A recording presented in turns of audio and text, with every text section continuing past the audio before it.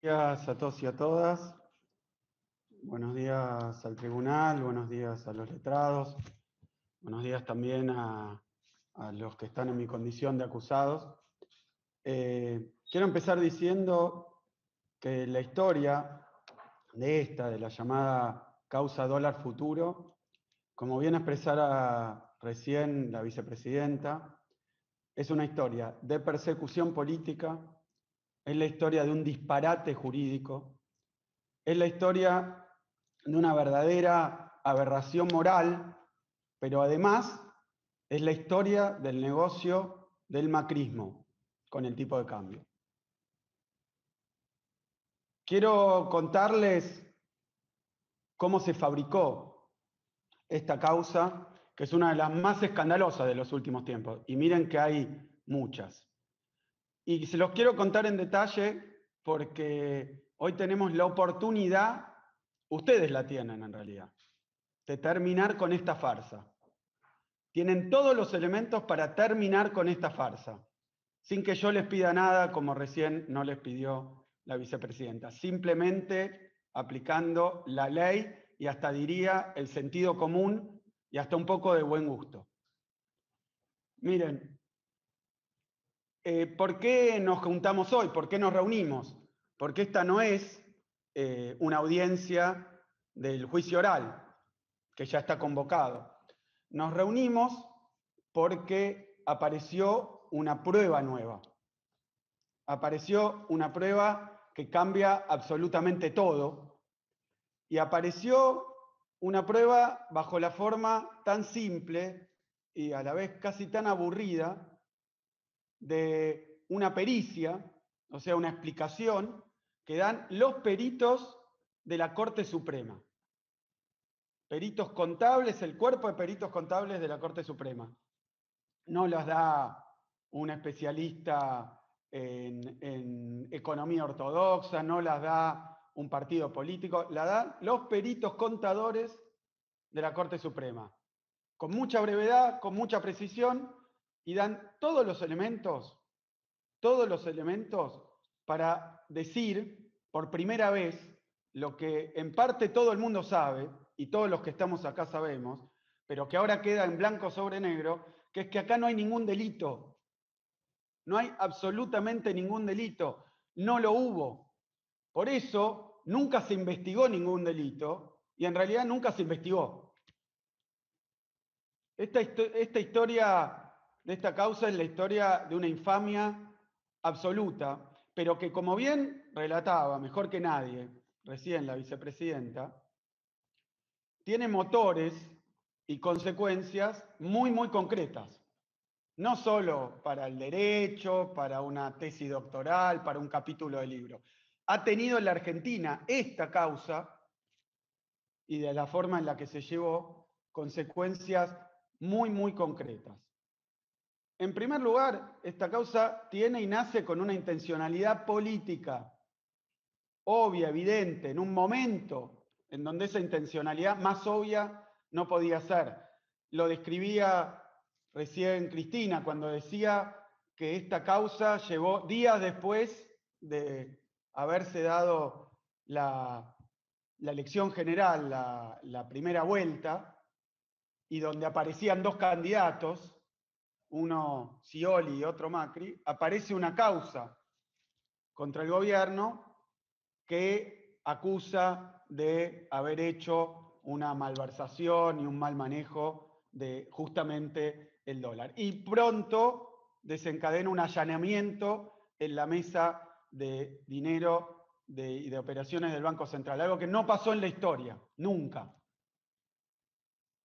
Miren que se puede ir a buscar una documentación en cualquier momento. Decidió hacerlo el juez Bonadío en medio de la ronda. Cuando estaban operando, ahí cayó un allanamiento de la justicia y como bien decía recién, la vicepresidenta estuvo en todos los diarios el escándalo que hizo. ¿Por qué? Porque interrumpió y prácticamente intentó producir una devaluación en tiempo real judicial. Una cosa nunca vista, un escándalo realmente evidente y obvio, pero quiero decir, ¿por qué esta causa se usó? Primero, para ganar unas elecciones.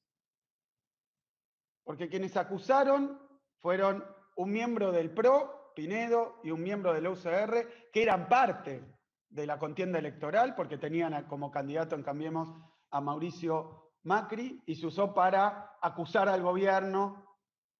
Entonces, Cristina era presidenta, yo era ministro de Economía, y acusarnos a nosotros, al presidente del Banco Central, entonces Banoli, a Pese, que estaba en el Banco Central, de utilizar, ahora voy a explicar bien técnicamente de qué se nos intentó acusar, pero era algo horrible, era básicamente vender dólar barato a nuestros amigos. De eso se nos acusó. Y eso salía en todos los diarios. Pero luego se utilizó interviniendo y tratando de privar al Banco Central de esta operatoria para forzar esa devaluación. O sea que primero se acusó de corrupción y después se intentó lograr con esto una devaluación. Y fue evidente durante todo el tiempo, lo denunciamos en aquel momento. Y no se acaba acá, porque después de esto se usó para forzar la salida del presidente del Banco Central. Yo quiero que recordemos un poco. Era presidente del Banco Central con mandato que iba a durar aún después del cambio de gobierno, porque así está establecido en nuestras leyes, que el presidente del Banco Central no cambia junto con el gobierno, como no cambia tampoco el procurador. Pero de la misma manera, usaron esta causa para empujar, amenazar, extorsionar a Banoli para que renunciara, cosa que ocurrió, y hacerse del control del Banco Central obligándolo a la renuncia. Para eso también se usó esta causa.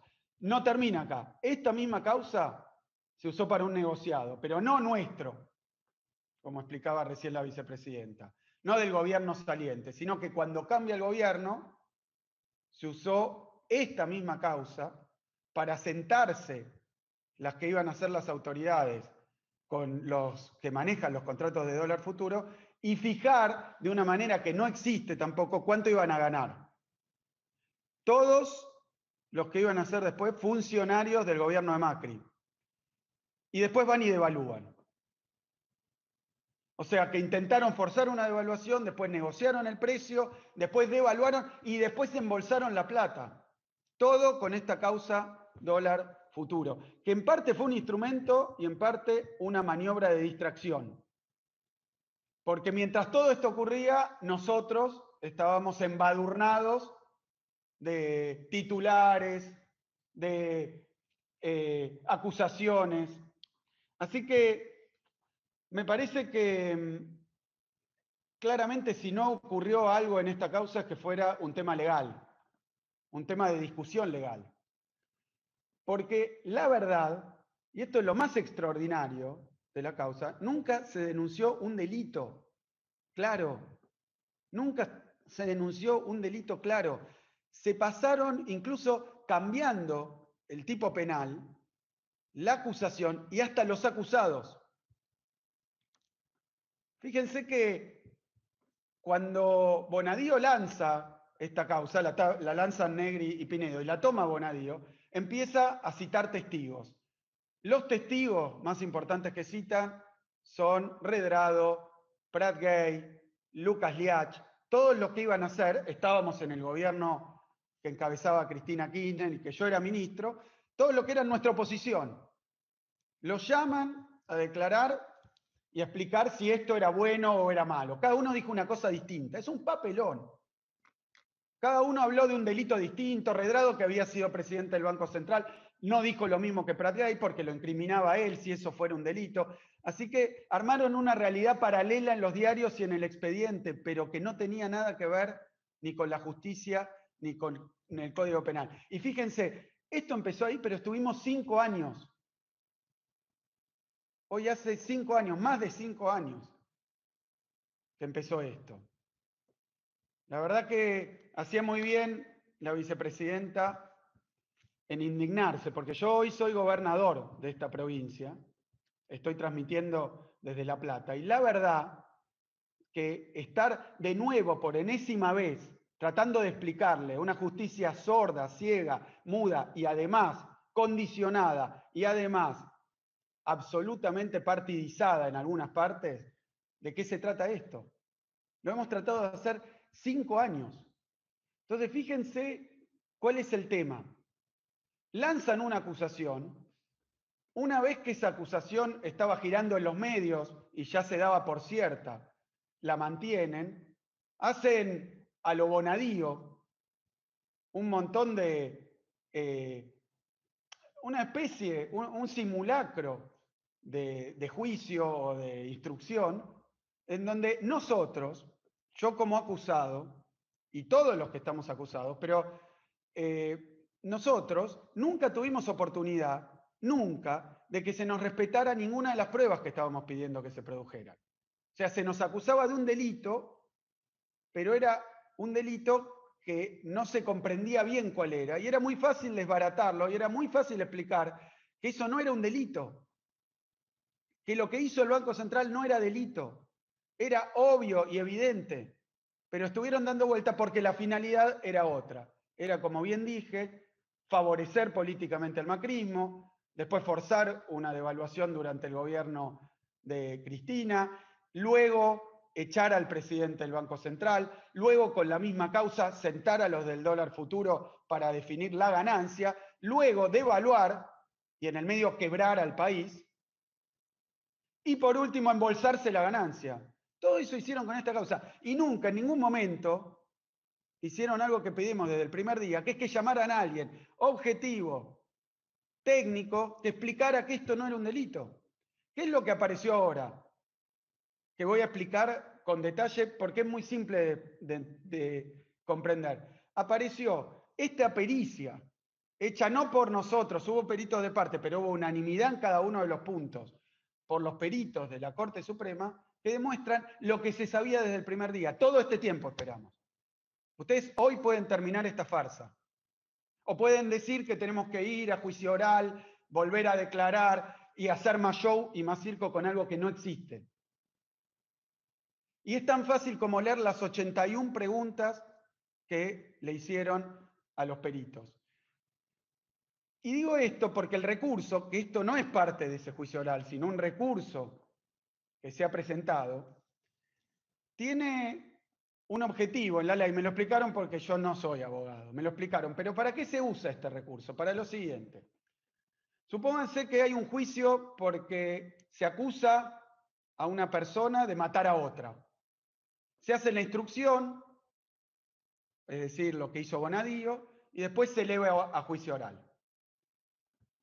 Se está acusando a A de matar a B. Y cuando se va a llevar adelante el juicio oral, se encuentra que B está vivo. Aparece B y dice, nadie me mató. Entonces, este recurso es para que no se haga el juicio oral. Porque acaba de aparecer la prueba, en ese caso, la víctima que no está muerta, y el juicio ya no sirve. Bueno, acá, aunque no lo puedan creer, pasó lo mismo. Desde el primer día estamos pidiendo que alguien muestre que todo de lo que nos acusan no es delito, porque es obvio, fácil, evidente, aunque técnico.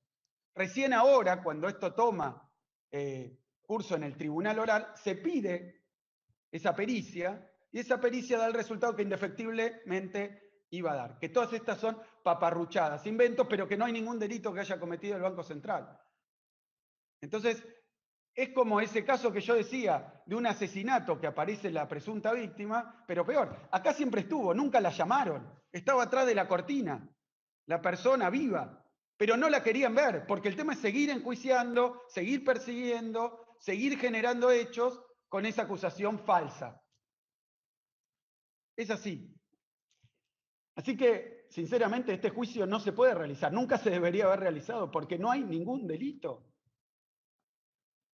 Y es tan obvio que con solo leer, y lo puede hacer cualquiera, yo después la voy a difundir, la pericia contesta una por una 81 preguntas del tribunal oral, y en todas las preguntas da una respuesta taxativa, muchas veces muy breve y simple, donde dice, no, no pasó esto, no es así, no ocurrió esto no es como dicen, esto... Y listo, y está terminado. ¿Para qué vamos a ir a un juicio ahora? Si basta con leer una pericia y lo puede hacer cualquiera y decir que efectivamente ocurrió lo que ocurrió. Inventaron una denuncia, inventaron un juicio, hicieron 1000 tapas en los diarios porteños, pero el delito nunca existió.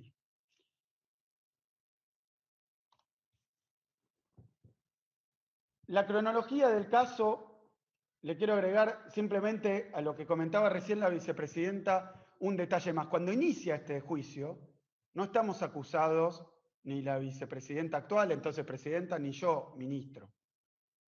Se acusó al Banco Central, particularmente al presidente, a su directorio, porque lo que se quería era interferir en el operatorio del Banco Central y quedarse con la silla entonces de Banoli. Porque el que vino después vino a devaluar, a bajar los salarios, a hacer lo que hicieron, a endeudar al país, entonces necesitaban ese lugar. Incumpliendo lo que dice la norma porque el cargo del presidente del Banco Central duraba más, pero bueno, eso se proponía. Y esta fue una maniobra preparatoria. Entonces, en medio de un proceso electoral, empiezan a llamar testigos, y entre esos testigos yo quiero mencionar a alguien más, que es, yo dije Pinedo, Prat Gay, Redrado, Liendo, que decían sí, sí, sí, cada uno una cosa contradictoria, porque como delito no hay, Liach, y después también a Marcelo Bonelli. Lo menciono porque cuando a mí me citan a indagatoria en esta causa, reviso las 1000 páginas que tenía el expediente y mi nombre no apareció una sola vez. El único que lo mencionó era Bonelli, citando sus propias notas de diario donde me acusaba a mí de ser el que había manipulado. Esa era toda la prueba que había. Y como yo fui nombrado por la expresidenta en aquel momento como ministro de Economía, entonces también era culpa de Cristina. Ahí Bonadío mete todo en la misma bolsa y nos procesa y después rápidamente eleva a juicio oral. Así que esto tiene todos los componentes de un escándalo lamentable que no debería haber existido nunca. Esta causa tiene que terminarse porque no tendría que haber existido nunca si hubiera justicia en la Argentina. Y quiero decir una cosita más, agrego una nota al pie sobre el procesamiento que nos dicta Bonadío. Me lo pongo a leer para ver cuál era, de qué se nos acusaba. Y me encuentro con varias, pero varias novedades, ¿no? La primera es que, como evidentemente Bonadío antes de esto no sabía que era dólar futuro y no se tomaron el trabajo de investigarlo, la causa estaba plagada de cortes y pegar, cortar y pegar, cut and paste, de sitios de internet donde explicaban una cosa y otra basándose, y lo voy a mencionar, en un sitio que se llama la Gran Enciclopedia de Economía de Internet, Economía 48. Otra del Instituto Interamericano de Cooperación para la Agricultura. La página es repica.ica.in. Y después otra página nacional que se llama abogados.com.ar. Cortar y pegar pedacitos sacados de internet para tratar de justificar algo que era absolutamente injustificable. Esta causa es una vergüenza, de punta a punta. Y es hoy una vergüenza tener que estar explicando esto también. Es hoy una vergüenza tener que estar explicándolo. Y lo estamos explicando porque nunca nos dejaron explicar ni públicamente ni en ningún lado lo que había pasado. Y cuando lo hicimos a través de un escrito, el procesamiento ya estaba preparado mucho antes. Ahora, ¿de qué nos acusaban Pinedo y Negri? Que es donde se empieza la campaña mediática con esto. Dicen, y voy a leer textual la denuncia, que entonces no era contra Cristina Kirchner y contra mí, sino que era contra el presidente del Banco Central y su directorio, contra el Banco Central, contra el presidente, creo que era. Desde hace tiempo, el Banco Central viene realizando numerosas operaciones de contratos de futuros de divisa, violando las obligaciones que le impone la Carta Orgánica, con el presunto fin de beneficiar a terceros y causando un grave perjuicio patrimonial a la entidad. La sintetizo. ¿De qué nos acusaba? ¿O de qué acusaban en ese momento al Banco Central, que tiene la atribución financiera y cambiarla? De violar su estatuto para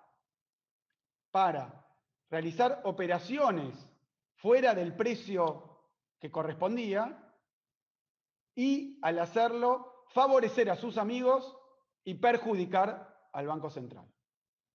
Esta era la dura acusación que nos ponían en la causa dólar futuro. Cuando uno lee esa denuncia sin ningún elemento, y después todo lo que decía esa denuncia fue descartado porque fueron inventando otras figuras y otros acusados.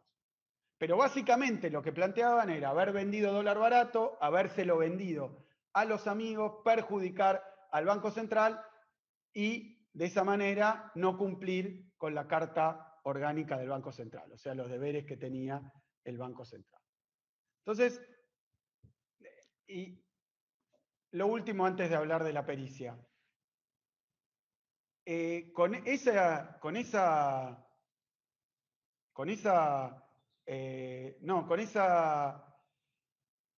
no imputación, con la acusación, con el procesamiento y con la elevación a juicio oral, el juez Bonadío entonces nos traba un embargo sin ningún elemento. Pero nos traba un embargo que yo todavía tengo hoy, 5 años después. El otro día salió una nota donde yo decía que yo no puedo vender mi auto por esta causa, que es un engendro y una mentira. Porque tengo los bienes inhibidos y embargados. Es más, tenemos todos los que participamos, después agregaron a la Comisión Nacional de Valores, un embargo por 15.000 millones de pesos. Sí, escucharon bien. A cada uno. Inhibición general de bienes y así sucesivamente. O sea que no es que además de hacer el negocio mediático, el negocio económico, además de hacer el negocio político, a nosotros, y además de sentarnos, no se embargan, no se inhiben, sin nada, humo. ¿Y quién es el que viene a disipar el humo? ¿Quién es el que viene a explicar que esto no tiene sentido? Es el cuerpo de peritos contables de la Corte Suprema de Justicia de la Nación, no nosotros ni siquiera, porque además esto lo sabe cualquiera que conozca un poco de esta cuestión. Entonces, voy a ir repasando, porque los demuele uno por uno los argumentos que se usaron y la respuesta no mía, yo ya había declarado, pero nadie me escuchó, sino de los peritos de la Corte Suprema. Primero, acusación. Se realizó una operatoria ilegal, fuera del estatuto del Banco Central. De las 81 preguntas, no responden. En la pregunta 17, que muestra que sí fue legal la operatoria en los mercados. En la pregunta 20, que dice que los precios operados coinciden con el precio de mercado. Pero en la pregunta 66, de nuevo, muy sintéticamente, porque esta pericia tiene esta forma. El tribunal le pregunta a los peritos pregunta por pregunta van respondiendo. Y en la 66 dice, los contratos de dólar futuro se celebraron al valor que estaba operando en la plaza, tal como exige el artículo 18, inciso A, de la Carta Orgánica del Banco Central. No era ilegal. Mira vos, no era ilegal. Nunca fue ilegal. Operar en el mercado del dólar futuro al precio este. Sigo porque, punto por punto, acusación. El Banco Central dilapidó reservas. Esto se dijo por todos lados. Vendieron el dólar barato y entonces se quedaron sin reservas. El Banco Central dilapidó reservas en dólares. Pregunta 29. Responde el cuerpo de peritos. La operatoria de futuros en los mercados se pacta y liquida en pesos. Por lo tanto, dicha operatoria no compromete las reservas del Banco Central en moneda extranjera. Claro, obvio. Estuvieron escribiendo basura. Las operaciones de dólar futuro no comprometen las reservas en dólares. No son en dólares. Era obvio. Escribieron páginas, litros de tinta se gastaron diciendo una cosa que era cualquiera. Otra acusación. Lo que prueba que el Banco Central estaba haciendo algo mal era que fue el único vendedor de estos contratos de dólar futuro. Lo dijeron 20 veces. Pregunta 28. Al finalizar la tarea se verificó que el Banco Central no fue el único oferente en dicho mercado. Era mentira. No fue el único vendedor. Otros vendieron en las condiciones del Banco Central. Con lo que ya dije, alcanzaría, pero quiero ir punto por punto para que quede claro. Acusación. El objetivo del Banco Central es, dicen, ganar plata. Y con esto, el Banco Central perdió plata. Entonces el Banco Central no cumplió sus objetivos. Pregunta 46, pregunta 45. Dice, en general, los objetivos de los bancos centrales apuntan, por un lado, a la formulación y aplicación de normas de funcionamiento del sistema bancario, financiero y cambiario, y por el otro, operar por sí mismo en los mercados financieros y cambiarios para alcanzar esos mismos objetivos. Dice, no tiene los mismos objetivos que un banco comercial. No es el objetivo del Banco Central ganar plata.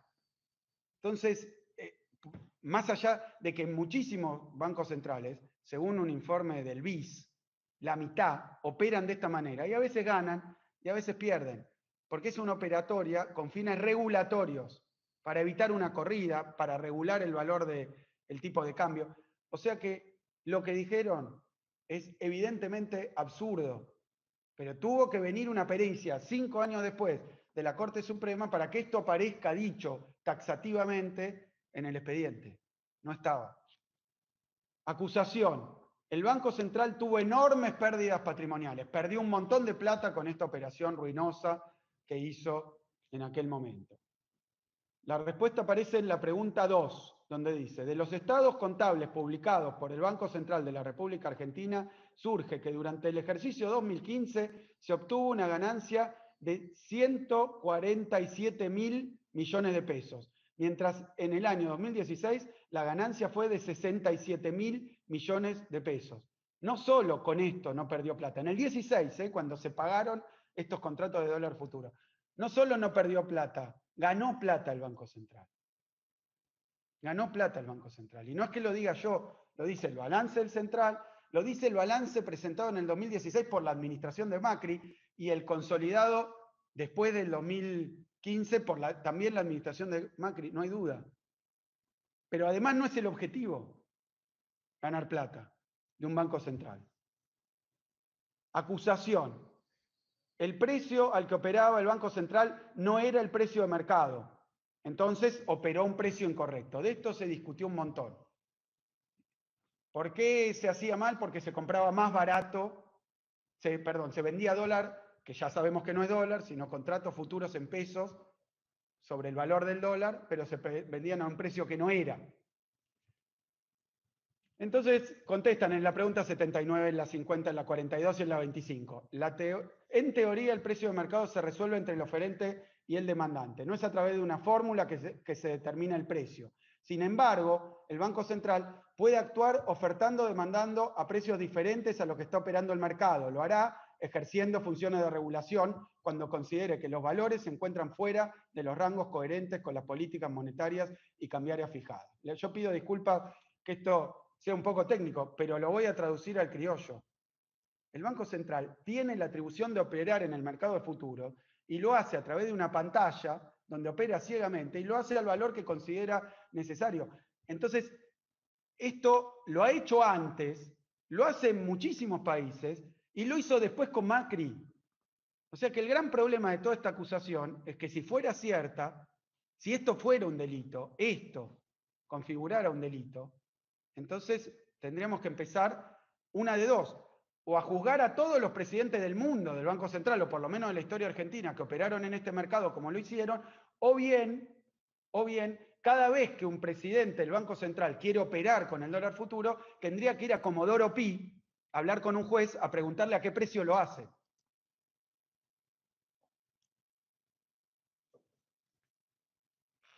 Entonces ahí las operaciones cambiarias del Banco Central van a estar con certeza dentro de la ley, porque a un juez de Comodoro Pi se le ocurre que el precio es bueno, malo, más alto, más bajo, de qué piensa que tiene que operar el Banco Central a futuro. Y después, de la misma manera, se acusaba de que era bajo el precio, porque era más bajo cuando se lo comparaba con otras cotizaciones del dólar, con el contado con liqui, con el dólar bolsa, con unos futuros distintos que se negocian en Nueva York, o con el dólar ilegal, con el dólar blue. Entonces decían, ¿cómo? El Banco Central operó a 10 pesos y medio cuando el dólar blue está a 15, cuando tal está qué sé yo, cuando tal. Entonces, esta es la demostración de que operó barato. Una burrada. Y son los peritos de la Corte Suprema, en la pregunta 36 y 40, donde dicen, no es técnicamente aceptable tomar como valores de referencia para fijar el precio del dólar futuro las cotizaciones en los mercados de valores mobiliarios, el del dólar bolsa o el del contado con liqui. Y después lo dice también del dólar blue y del mercado de Nueva York. Los pulveriza, pavada tras pavada, dijeron. Pero no lo hicieron sin querer, por ingenuo, con un objetivo muy claro. Con un objetivo muy claro, que es el que describió recién la vicepresidenta. Otra acusación. El Banco Central operó demasiado, amplió demasiado los límites, por primera vez se ampliaron los límites. Pregunta 21, 37, 38, 56. Lo que explica es que los límites de operación, la cantidad operada, se amplió según recomendaciones de la gerencia y además que Redrado había ampliado la operación en dólar futuro en 19.900%. La presidenta anterior, Malcó del Pol, lo había ampliado en 25, Vanoli lo amplió en 100. O sea que era una práctica habitual, se hacía cuando se juzgaba conveniente, tenían los informes técnicos, no tenía ninguna arbitrariedad, además de no ser ilegal, además de hacerlo al precio adecuado.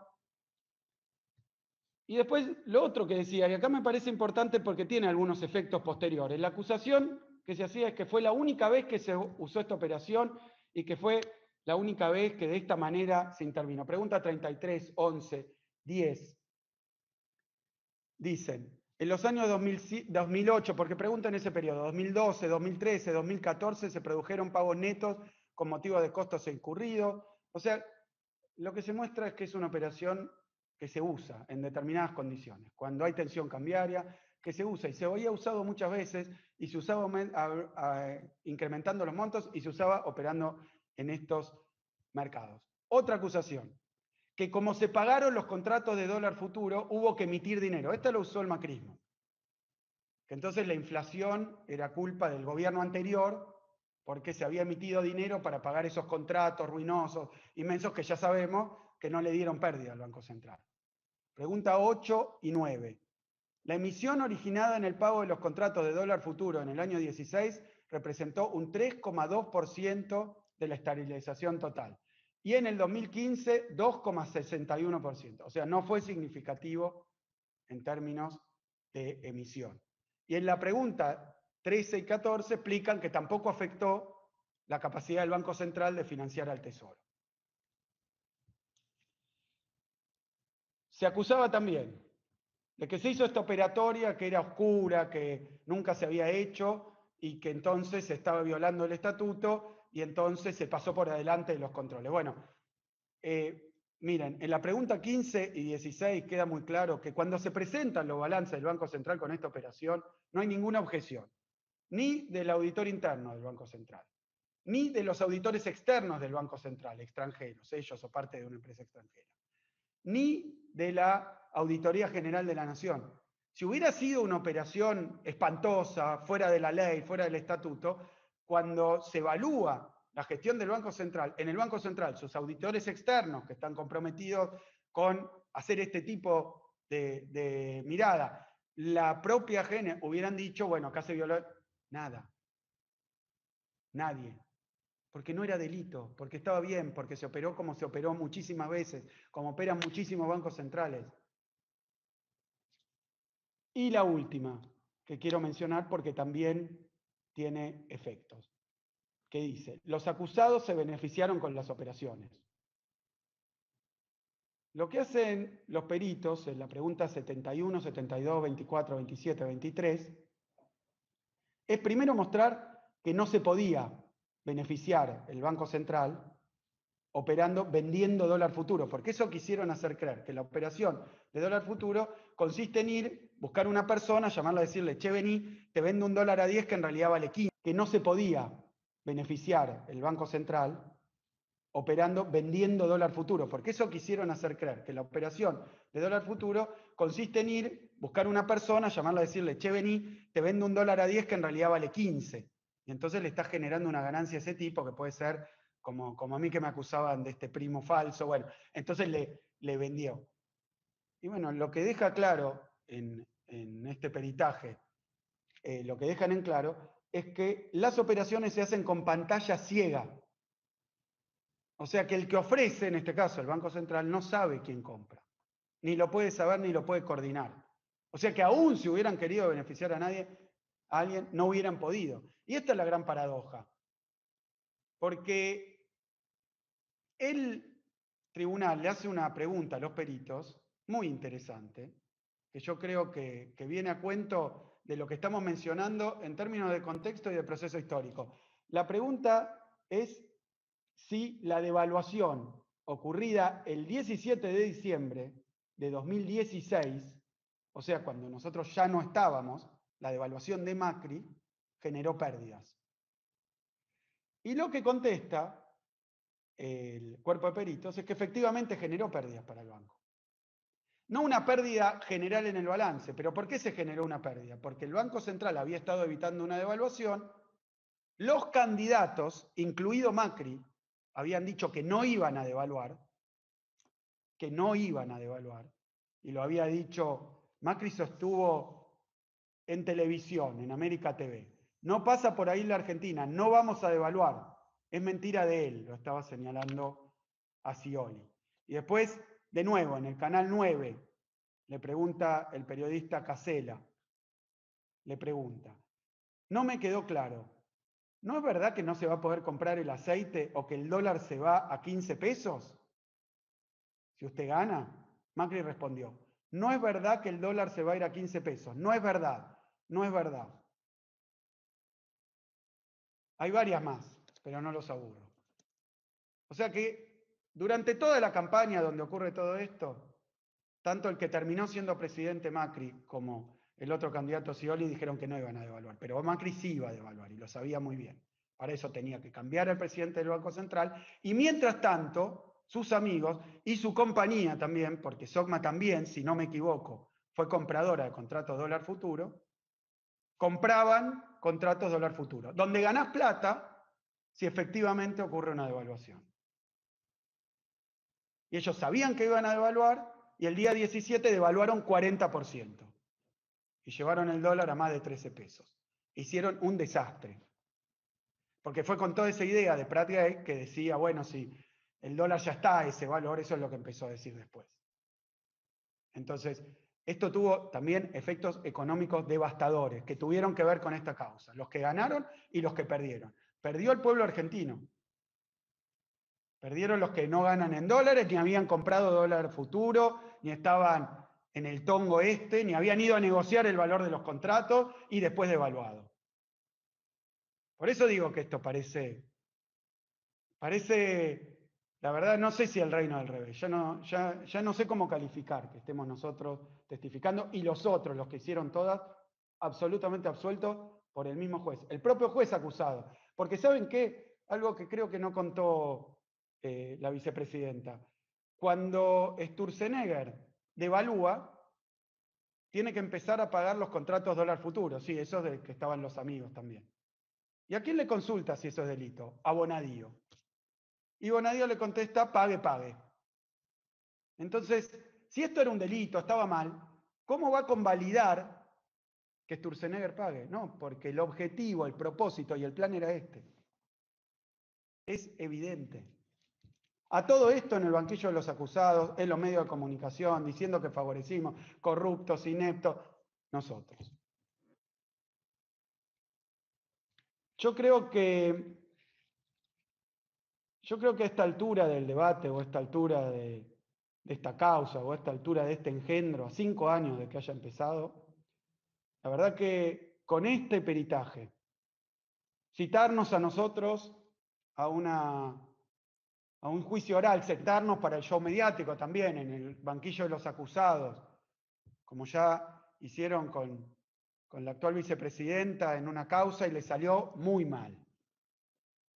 Tienen todos los elementos, uno por uno, claros, simples, hasta alguien que no conoce el tema, pero que ya está empapado porque está escuchando hace años estas acusaciones, que se han vuelto prácticamente sentido común, porque el método este es ensuciarte, es embarrarte por cadena nacional con el concurso de una parte del Poder Judicial, y después vos tenés que ir recorriendo medios más pequeños, con un pequeño micrófono, explicando que no, que esto no puede ser, limpiándote el barro, pero con una servilleta. Y te podés pasar años. Y yo digo porque he sido víctima de varias de estas. Me dijeron que ganaba una fortuna en YPF. Y quiero decir algo, porque todavía hay gente hoy que me dice, pero vos cobrabas otro sueldo en YPF. Porque fue tapa del mismo diario que el día después de presentar esta denuncia empezó a fogonearla para generar el efecto que describimos. Así que yo creo que es un momento, la verdad, no perfecto, ideal, sino donde necesariamente, con el solo hecho de leer la pericia, lo que hay que decir es, acá no hubo nunca delito. Después ver qué se hace. Porque esto así no puede seguir. 5 años peleando contra la nada, contra tapas de diarios, mentiras, injurias, embargos.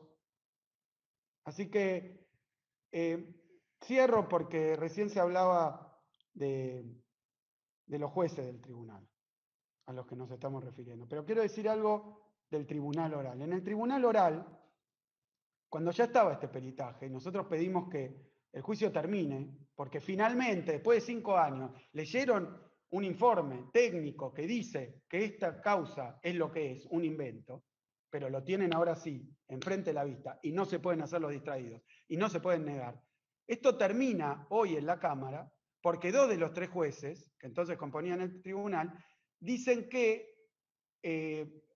no corresponde no hacer el juicio, porque algunos de los acusados no explicitamos que no queríamos el juicio. Entonces debe ser, miren qué trampa, que sí queremos que nos sigan juzgando por esto, así tenemos ocasión de explicar, miren, desde el día 1 estamos diciendo que esto no es delito, que nos absuelvan y que se ocupen de las cosas que no se ocupan y se tiene que ocupar la justicia. En vez de meterse a hacer política, a manipular, a perseguir, a embargar, dedíquense a juzgar las millones de cosas en donde este país los necesita. Y la verdad que no, que me parece que esa explicación, que tiene un componente de chicana, porque algunos no habíamos presentado el recurso, pero nunca nos preguntaron, entonces dijeron, como no dijeron nada, quieren seguir con el juicio. Y eso es lo que hoy estamos apelando. Y yo digo, no, este juicio se tiene que terminar hoy, porque esto es una farsa, y lo sabe toda la Argentina a esta altura. Entonces, tengan la decencia de terminar con esto. Muchísimas gracias.